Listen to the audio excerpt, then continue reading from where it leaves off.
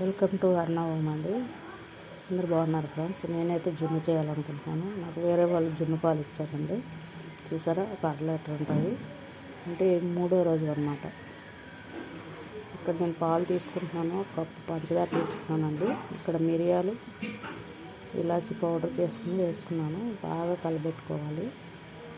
పంచదార కూడా బాగా కరగాలి. ఇక్కడైతే కుక్కర్ పెట్టుకుని ఒక గ్లాస్ నీళ్ళు వేసుకున్నాను.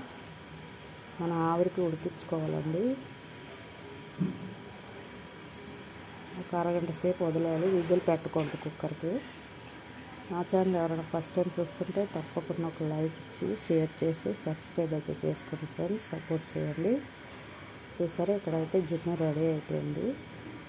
అంటే ఫస్ట్ రోజు అయితే బాగా వస్తుందండి. ఇది మూడో రోజు అన్నమాట. నాకు ఇచ్చారు వాళ్ళు పాలు.